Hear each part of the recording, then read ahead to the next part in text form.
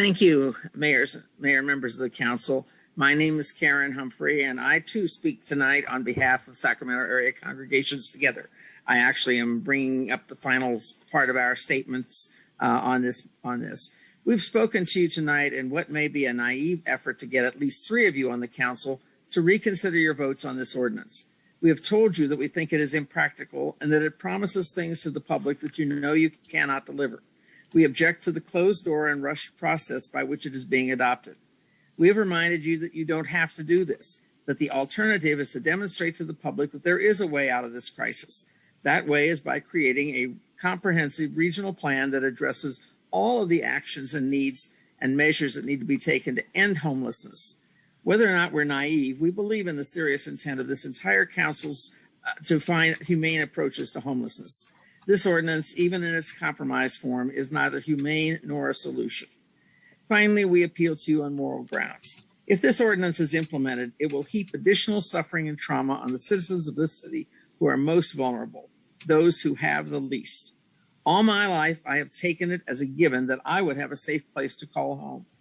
That is not a reality for 10,000 or so people tonight in this county. If you adopt this ordinance, you will not increase services or create a single unit of additional affordable housing. You will only further traumatize our brothers and sisters, sons and daughters who lack a place to live. We appeal to your sense of humanity and morality to vote this down. We commit ourselves to working with you to find the comprehensive solution aimed at totally eliminating homelessness that we think you really want to find. So thank you for considering our plea.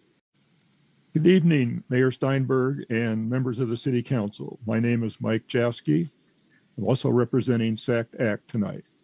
We ask you not only to reject this ordinance to work toward real solutions to the complex issue of homelessness.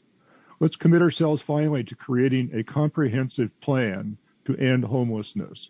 One of the reasons the public is frustrated is because you have not articulated a way out of the mess we're in, and the public is losing confidence in your leadership. Regain that confidence by working together with all stakeholders on a transparent process to create a full, comprehensive regional plan to end homelessness permanently.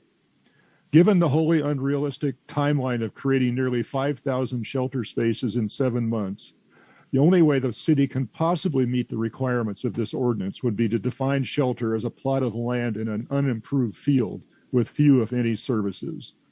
Assuming that this definition of shelter were to withstand a legal challenge based on the Boise decision, what you are contemplating is in fact an internment camp, a place where citizens would be required against their will and under the threat of legal penalty to relocate. And where would these large internment camps, each large enough to accommodate hundreds or thousands of people, be located? Where are there tracts of land large enough to accommodate this? We know, and you know, they will end up in the underserved communities of North and South Sacramento, which have already borne the brunt of the rise of homelessness over the past few years. This ordinance is not a solution. It's not even a start of a solution. You can do better. Enlist everyone to help work on a better solution. Thank you. Thank you for your comments. Our next speaker is Karen Humphrey. Good evening. My name is Rick Eaton, and I too speak tonight on behalf of the Sacramento area congregations together. This ordinance is not only morally objectionable, and I'm referring to ordinance item 17, it has serious practical challenges as well. First, the ordinance is completely silent about the level of services that would accompany any city authorized shelter. It appears that there could potentially be no services, perhaps not even the basics of water, power, trash removal, and sanitation services, let alone critical elements such as medical attention, case management, and support in finding housing. Second, there is no mention in the ordinance of what are individually appropriate shelter solutions. Individuals would be given only one option, only one, before being subject to criminalization. There would be no choice of location, though we know that many homeless families try to find a place to camp or park close to jobs, family, and schools. There might be little or no choice with regard to the type of residence in a facility. So a woman who has suffered domestic abuse could well face the choice of either being criminalized or forced to live in a community with men. There is no provision to prevent vulnerable children from being co-sheltered with adults. Does the City Council really want to increase the trauma of homeless people, even though many of you have argued in the past to protect vulnerable women and children experiencing homelessness?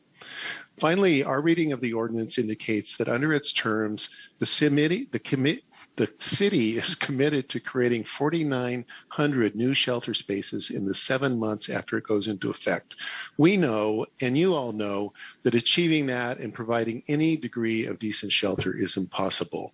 We call upon you then instead to work towards real solutions. Vote this ordinance down and start work on the kind of plan needed to actually end homelessness. Thank you. Thank you for your comments. Next speaker. Hi, my name's Shireen Miles, and I'm speaking tonight on behalf of the Sacramento Area Congregations Together, which is a network of over 60 churches, synagogues, mosques, and other faith communities. We are here tonight to express our firm opposition to the proposed ordinance item number 17 on the consent calendar. We are objecting to this ordinance for a number of reasons. The ordinance traumatizes already traumatized people. It further criminalizes the state of being homeless, and it does nothing to attack the root causes of the shameful human tragedy that plays out on our streets day after day, night after night. We believe this ordinance is a moral outrage at odds with the sentiments so often expressed by the mayor and council members.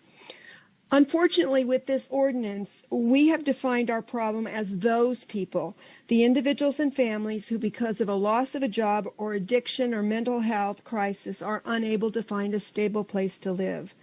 The findings section of the ordinance states that the problem is that the number of unsheltered individuals in the city has doubled in the past 3 years, but it says nothing about the terrible economic impact of the COVID epidemic on low and moderate income Sacramentans or our failure to increase affordable housing units. We believe the council is pursuing this ordinance only because of the threat of a worse ballot measure, but both are morally reprehensible. We ask you to reconsider and reject this proposal.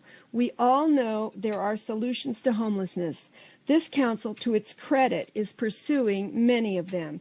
This ordinance is a dramatic turn in the wrong direction, which will cause harm, not achieve results, and will likely face costly litigation. Again, we urge you to vote no.